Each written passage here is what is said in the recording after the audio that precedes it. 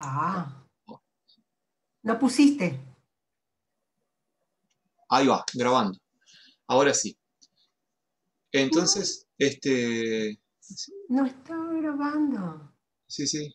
A mí me... Ahora sí, ahora sí. ¿Está Sí, bien? sí, ahora sí. Sí, Bueno, sí, ahora sí. entonces, Bueno, la otra vez vimos un diagrama que muestra el eje, la columna vertical central sí, de esta cosmología. sí, El diagrama, que ahora lo tienen en su WhatsApp, ¿tá? sí. Le volvíamos, es algo que ya lo tienen, pero se lo volví a mandar ahora. Sí, sí, lo estoy viendo. Es el siguiente, es un diagrama bastante largo y tiene, digamos, diferentes capas o estratos. El primero es el del Wuji, ¿tá? No Wuxing, Mm, que es otra cosa, ni no Wu Wei, que es otra cosa parecida, pero es otra cosa. El Wuji es el vacío que nosotros la uy, otra vez inclusive de alguna manera lo sí, arrimamos un poco a la concepción budista del vacío iluminador, ¿no? Del sí, nirvana, de la vacuidad, le de la dice. vacuidad. Sí, Luego, el siguiente símbolo es el Taiji, a veces llamado Taiji Tu, que es un círculo con una especie de S en el medio, un lado negro, otro lado blanco, y unos circulitos del color contrario en cada, podríamos decir, en cada cabeza del pececito, porque eso es como una especie de pececito, ¿no? Es como si un pececito, su cabeza le estuviera comiendo la cola al otro pececito, dando eso la impresión de, de transformación. ¿Qué es el Taiji? Entonces, el Taiji viene a ser la primera manifestación del Wuji, que es como el vacío inmanifestado, la vacuidad, el vacío, la unidad inmanifestada, digamos, es el Tao sin manifestarse. Cuando para manifestarse, digamos, necesita descomponerse en dos elementos. Esos dos elementos son, no son sustancias, son, digamos, como fuerzas operantes, que son el yin y el yang. mm, Eh, pero están integradas, como lo muestra el Taiji, están integradas, es decir, están integradas sobre todo por cuatro principios que operan sobre ellos. Según hemos visto, el principio de oposición, eso quiere decir que um, el uno se opone al otro, es una oposición complementaria, pero una oposición al fin, es una oposición complementaria, se complementan gracias a su oposición. Este, el otro es el de, a ver si ustedes me ayudan, el otro es el Interdependencia, equilibrio, transformación, tengo anotado. interdependencia, es de Mm, que uno depende del otro, no sí, puede existir por separado, no puede haber algo, no puede existir solo el yin o solo el yang, no, son sí, eh, dependientes uno del otro, es decir, son interdependientes. Una mm, fuerza no puede existir sin su contraria, eso significa interdependiente. Equilibrio significa que mutuamente se equilibran. ¿De qué manera se equilibran? Se equilibran porque están como en una pugna por la supremacía. El yang quiere crecer, pero por otro lado el yin quiere crecer. Pero a su vez cada uno funciona como coto del otro. Es decir, el yang quiere crecer, pero el yin, como el yin también quiere crecer, funciona de barrera de crecimiento ad infinitum del yang y viceversa. ¿No? El yang quiere crecer, ¿no? El yin lo detiene, el yin quiere crecer, el yang lo detiene. Es decir, que se equilibran uno al otro. Al fin y al cabo sí están en una especie de pugna, en una especie de lucha, pero que es, pasando raya, sana porque obedece a un equilibrio de fuerzas. Esto va a ser muy importante después, este concepto de equilibrio, porque vamos a ver cómo el equilibrio es una búsqueda, se busca el equilibrio y entre tanto no se lo tiene, se está desequilibrado. Entonces se utiliza muchas veces la expresión desbalanceado. Es una expresión muy importante que nosotros la vamos a utilizar mucho en el I Ching y que se relaciona directamente con otras disciplinas laterales de las cuales tenemos que aprender para interactuar con ellas. Muy principalmente la medicina tradicional china, el Batzi y el Feng Shui. Y la primera y más importante creo que es la medicina tradicional, en la que el concepto de balanceado y desbalanceado lo es todo, ¿no? El núcleo de esa disciplina es ese. Cuando algo está, se trata de operar sobre lo que está desbalanceado o de resguardarnos de antemano ante un posible desbalance. O sea, la medicina china no solo intenta solucionar problemas, sino que intenta resguardarse contra el desbalance, prever desbalances. ¿Qué sería el desbalance? ¿No? Me detengo un poco en este punto que la otra vez lo pasé muy rápido, es bastante importante. El desbalance significa que uno ha crecido desmesuradamente con respecto al otro. O sea que puede haber un yang demasiado crecido con respecto a un yin normal. O un yin demasiado crecido con respecto al yang. Ese se llama un desbalance por exceso. Está excedido. El desbalance puede ser en otro sentido también. Puede ser que en vez de estar en una situación normal, uno está minimizado, menguado.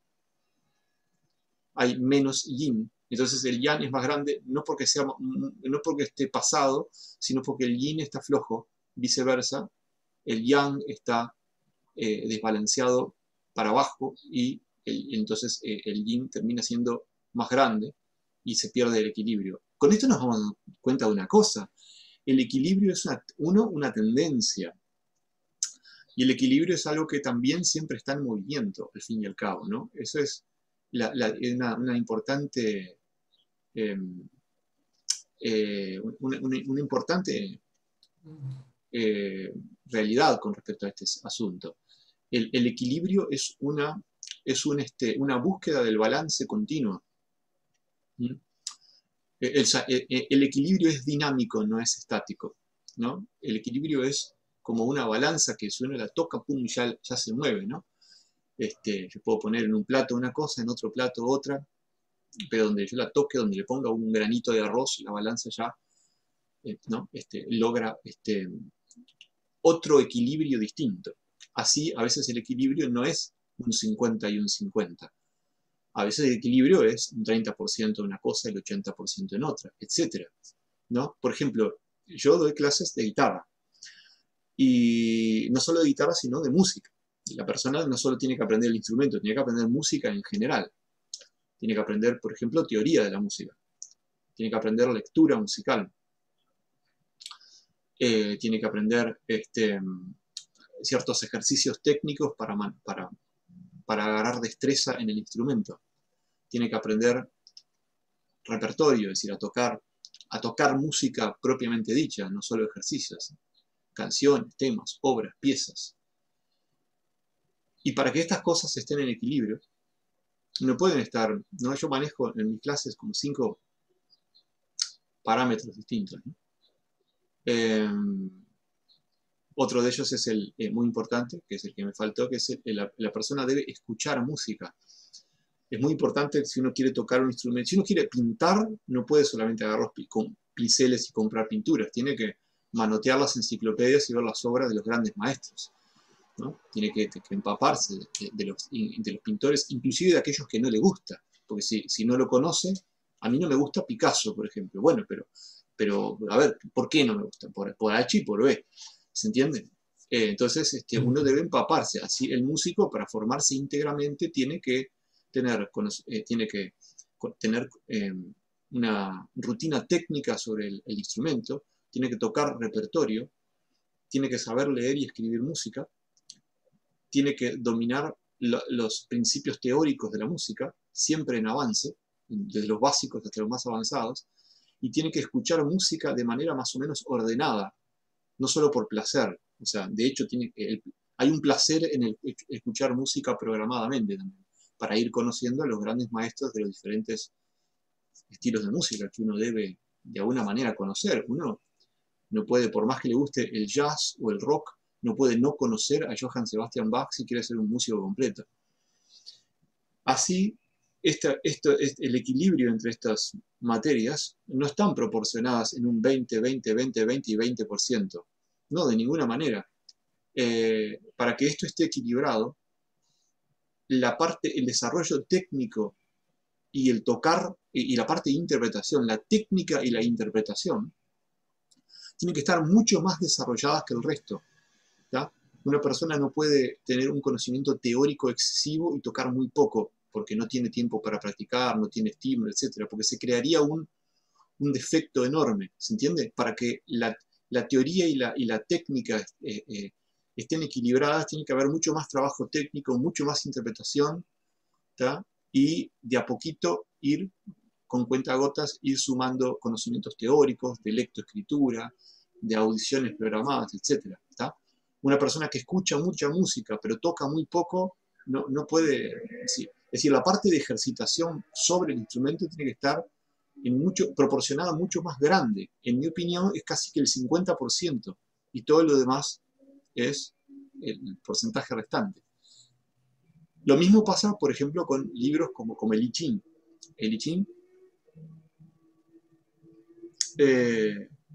antes, imagínese, por ejemplo, la Biblia. Para un cristiano, ¿no? La Biblia, para un cristiano, es cristiano debido a que existe el Nuevo Testamento, donde están no solo los evangelios, las cartas de Pablo y un corpus neotestamentario. Y él acepta toda la Biblia. Como cristiano que es, acepta el Antiguo Testamento. ¿El Antiguo Testamento qué es? Y es, yo qué sé, no sé si es las 3/4 partes o las 4/5 partes de la Biblia. Él acepta todo, pero no tiene la misma importancia, ¿se entiende? Para él el Evangelio es mucho más importante que todo el Antiguo Testamento.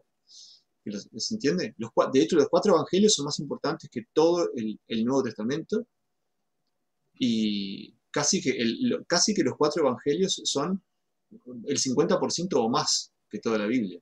Eso es lo que un cristiano toma en cuenta. En el I Ching pasa lo mismo. No son todos los hexagramas igual de importantes. Podríamos inclusive considerar tres grupos de hexagramas, si es que grupo es el término. El primero sería el hexagrama Chien, el hexagrama 1. El segundo sería el hexagrama Kun, el hexagrama 2. Y el tercer grupo, que es un grupo verdaderamente, son los 62 hexagramas restantes, o sea, los hijos del padre y la madre. Así, el I Ching tendría una proporción de un 33%, 33% y 33% en importancia. Ahí se dan cuenta lo importante que son los hexagramas Chien y Kun con respecto a todos los demás. Y de los demás, por supuesto, son todos importantes también, pero hay algunos relevantemente importantes, como por ejemplo el hexagrama Ding, el hexagrama del caldero, que es de una relevancia especial, ¿no? Porque Ding es el símbolo de lo que conecta el acá con el allá, lo terrenal con lo sutil, ¿no? Lo denso con lo sutil, lo terrenal con lo celestial, lo conecta el hexagrama Ding, así que todos son igualmente importantes. Sin embargo, hay algunos que parecen tener como la clave de todo el funcionamiento, ¿no? Si Chien es el cielo y Kun es la tierra, Ding parece ser el conector más ajustado entre el cielo y la tierra. Volviendo, entonces, con equilibrio, ¿se entendió más o menos la idea de equilibrio, cuál es? Mucho. El equilibrio Sí. Sí, sí. dinámico, Sí que la entendí. no es algo estático el equilibrio, es algo que, ¿no?, que se mueve a cada rato, hay que buscar el equilibrio. Y el equilibrio no tiene por qué estar proporcionado en un 50% y 50%. El Taiji-Tu de alguna manera lo muestra. Muestra como, por ejemplo, a el menor nivel de yang en la colita blanca del pececito, digamos, la cabeza del pez negro, mayor yin, ¿no? Y viceversa, la cabeza blanca del pescado es la colita negra, donde hay menor yin y mayor yang, porque uno se complementa al otro en una suerte de intento de equilibrio.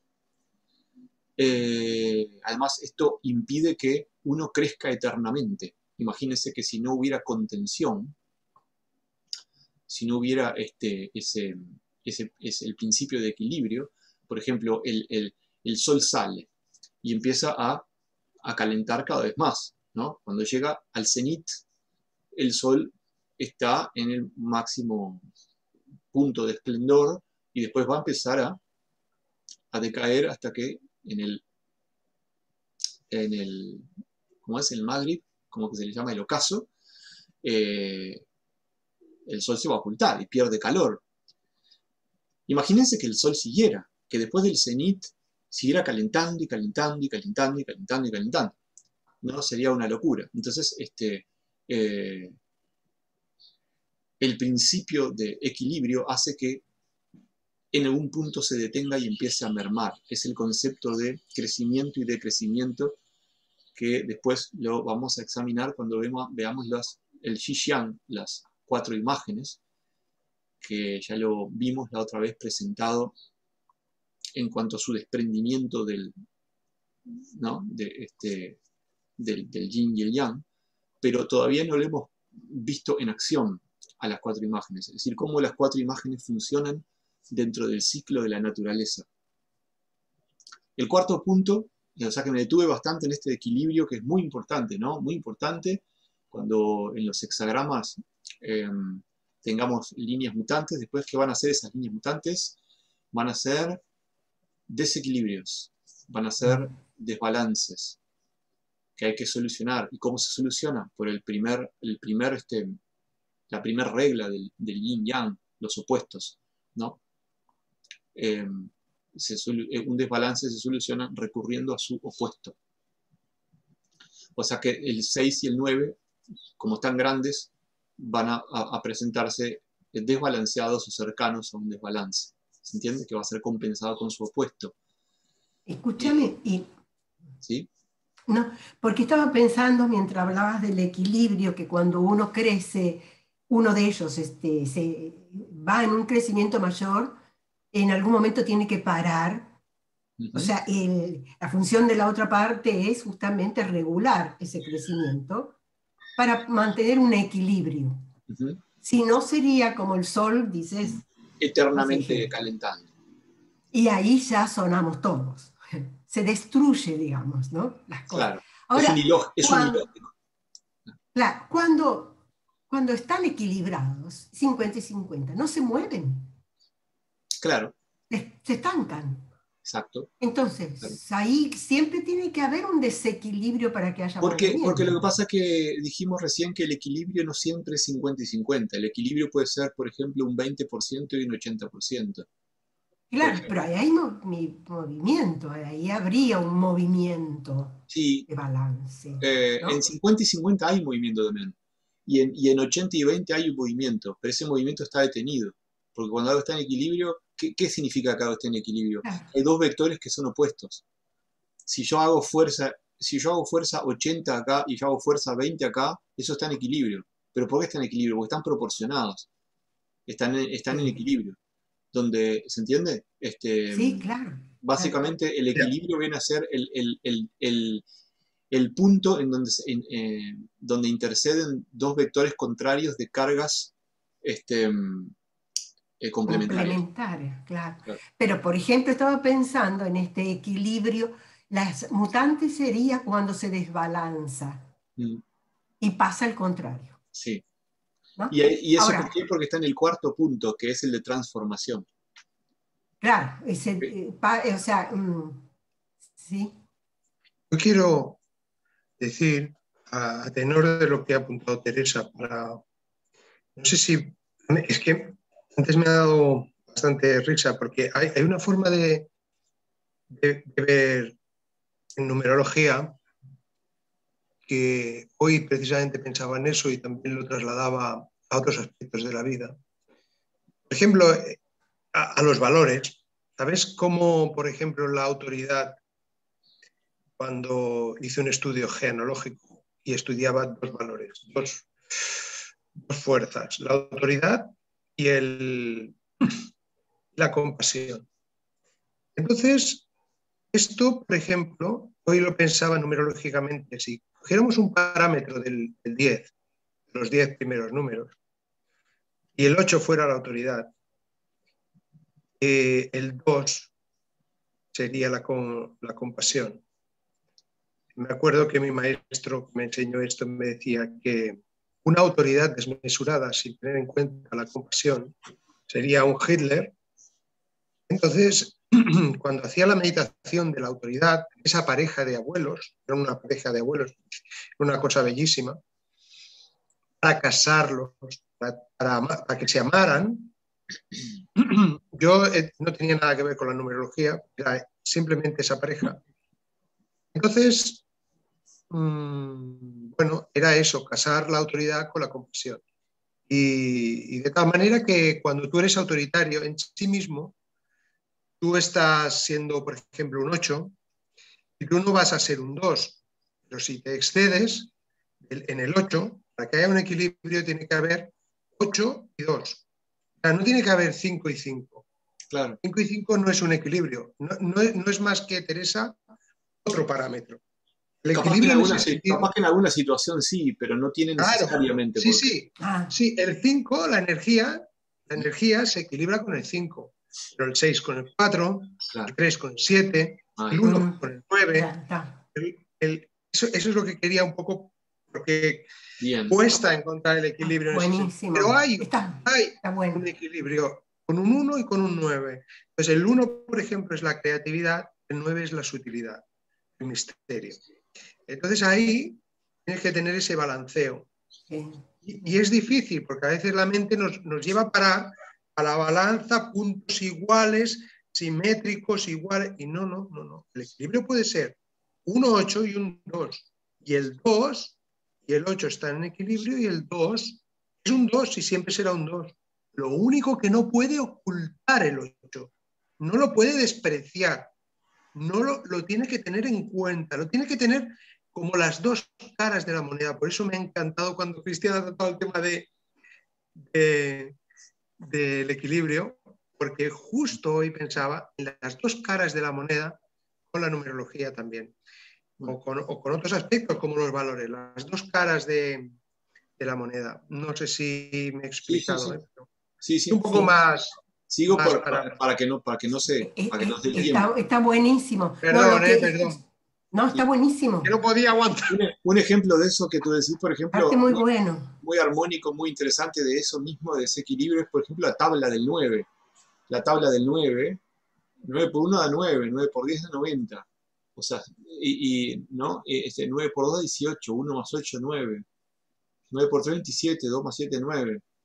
Es decir, es interesante la armonía que tienen el crecimiento y decrecimiento de los números en la tabla del 9 y además cómo por sumatoria se complementan y dan 9 siempre. Bueno, entonces, si quedó más o menos claro esto, la cuestión del equilibrio, el cuarto punto, ¿cuál es? El de transformación. Pero yo lo que quería llegar también ahí es que cuando no hay mutación, ¿qué pasa ahí? Es que hay mutación. Un hexagrama sin líneas mutantes. No, todo muta. Lo que pasa es lo siguiente. Está bien lo que vos... siempre hay mutación. Lo que pasa es que esto se explica con el Xi-Yang, con las 4 imágenes. ¿Cuándo muta algo? Cuando es viejo, cuando está pasado o desbalanceado. Pasado de rosca, desbalanceado, o si es viejo, pero se va a pasar, entonces va a mutar. Lo joven, ¿por qué no muta? porque es estático, porque es estable, porque está quieto, porque está fijo. No, no, no. Recordemos que el yin y el yang tienen tendencia a crecer. Ellos quieren crecer, es el otro el que lo detiene. No, no. Él va en camino a crecer. Lo que pasa es que aún es joven. Recién apareció. Como recién apareció, tiene tiro para rato.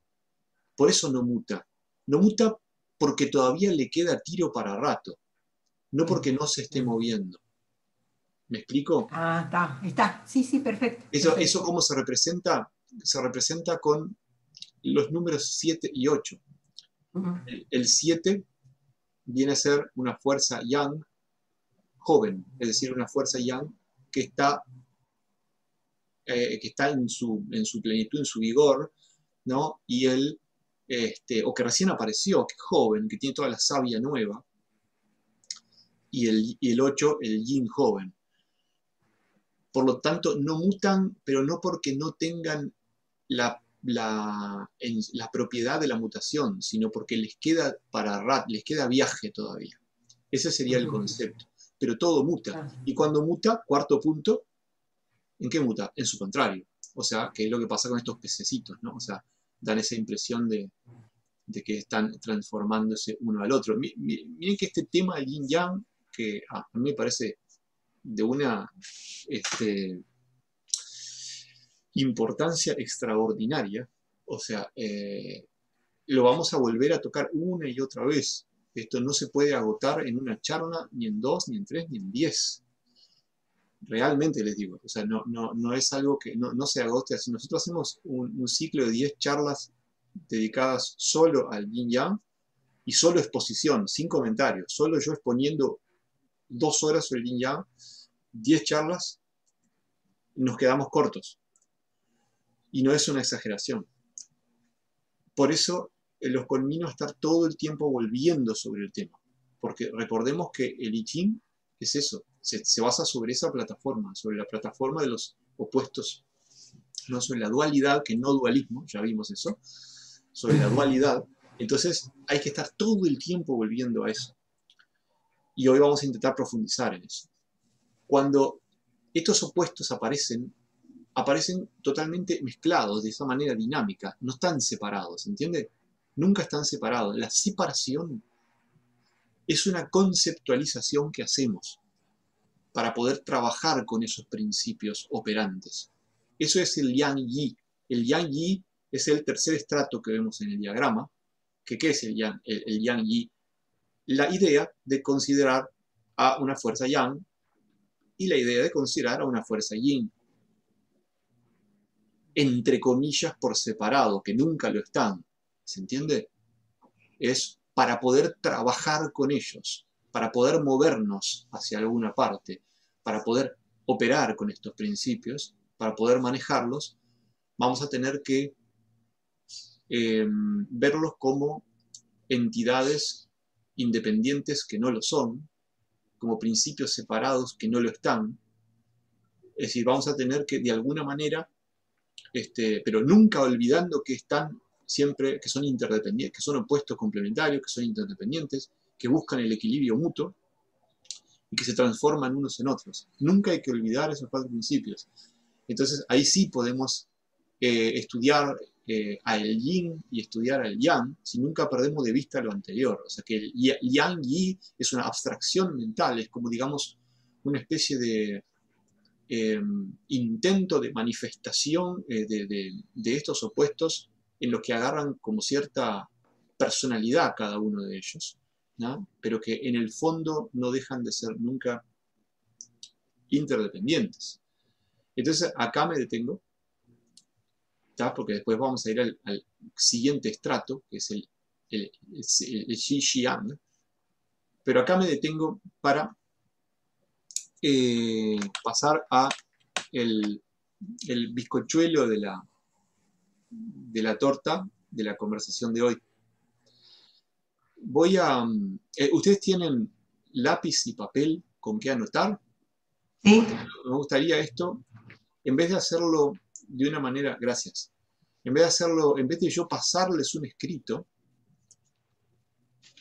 yo voy a, lo cual sería frío y poco reflexivo, y ustedes tendrían que leerlo. Yo voy a compartirles algunos de estos principios de oposición de mi propia lista personal, de mi colección de Yin Yang. Por eso yo les ponía en el mensaje de WhatsApp, en la convocatoria, que íbamos a tratar a el Yin Yang como manifestación en la dualidad de los opuestos. Es decir, cómo los principios del Yin y el Yang se manifiestan dualmente, ¿está? En esos opuestos complementarios. Para esto hay que recordar algunas cosas muy, muy, muy importantes. Estos principios siempre generan un contraste, una dualidad por oposición, ¿tá? Vamos a concentrarnos en el primer punto de las 4 fuerzas del Yin-Yang, de las 4 reglas que operan en Yin-Yang, que es la oposición. Vamos a examinar hoy con profundidad la oposición, pero nunca perdiendo esto de vista, que para poder apreciar esa oposición, yo tengo que antes tener esos 2 elementos que se oponen. Yo no puedo considerar que un elemento tomado aisladamente es Yang, o un elemento tomado aisladamente es Yin. Es Yang o Yin en cuanto a su oposición. Entonces, si el fuego es Yang y el agua es Yin, está bien esto, ¿no? Porque el fuego es Yang, el agua es Yin. Si los tomo como opuestos, evidentemente son Yang y Yin. Pero sin embargo, el Yang es calor, el Yin frío. Y observen esto, antes de empezar con la lista esta que es muy interesante. Si yo tomo al agua, tomo al Yin, agua, y le aplico Yin, entonces el agua la enfrío. ¿Y qué sale ahí? El hielo. Tengo una versión ultra Yin, pero si yo los tomo a estos como un par, el hielo es Yin, el agua es Yang. No era que el agua era Yin, sí, pero todo se debe ver en cuanto a un par de oposiciones, un par de opuestos. El agua es Yin con respecto al fuego, que es Yang, pero el agua es Yang con respecto al hielo, que es Yin. ¿Por qué? Porque le aplicamos frío a el agua. Al enfriar, y el Yin es frío, al enfriar el agua, obtenemos algo que es Yin con respecto al agua. El agua, en nuestras palabras, el agua es cálida o Yang con respecto al hielo, que es mucho más frío, es mucho más Yin. Al revés, Teresa, imagínate, ahora le aplicamos Yang, ¿no? Rafael, le aplicamos calor. Al agua le aplico calor. Entonces, ¿qué obtengo? Empieza a hervir, y obtengo el vapor. Entonces, en la dualidad agua y vapor, el vapor es agua, ¿no? El vapor es agua, sí, pero es agua caliente, es agua que ya está ha pasado del punto de hervor y se ha transformado en una nube, ¿no? Que aparece tanto en el I Ching, que se ha transformado en una nube y de vapor. Y eso es Yang con respecto al agua, o sea que el agua es Yin con respecto al vapor, que es agua también, pero es agua Yang. ¿Se entiende? O sea que en la dupla hielo, agua corriente, digamos, el hielo Yin, el agua Yang. Ahora, en la dupla agua corriente y agua volatilizada, ¿no? Vapor, el agua corriente Yin, el vapor Yang. Y acá no metí el fuego todavía. No, más que como representación del Yang, calor, pero en sí no metía el fuego, el elemento. O sea que hay tres formas de ver al agua, ¿tá? 3 estados básicos de la materia, ¿no? Sólido, líquido y gaseoso, que cada uno es Yang o Yin con respecto al otro. ¿Sí? Además, interesante es ya esto como una nota al pie, como una curiosidad, en las charlas de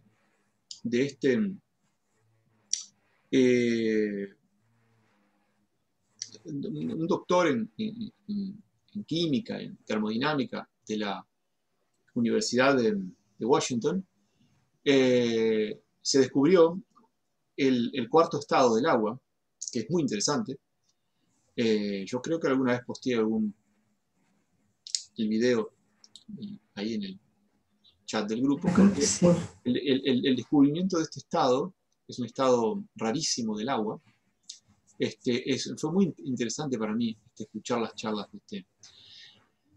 porque de alguna manera creí ver la representación del ideograma Shui,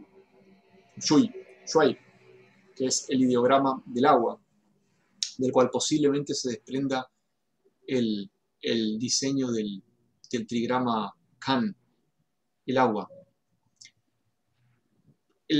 Parece tener un comportamiento molecular, el agua, que de manera sorprendente para mí representaría una versión muy arcaica, no la versión actual de Shui, agua, sino una versión muy arcaica del ideograma, que después vamos a ver, vamos a entrar en el tema de los ideogramas más adelante. Ahora se corta este video y paso al siguiente, donde ya me meto en el tema de la lista de los opuestos. Lo corto ya, así no se me corta. Voy al lavabo.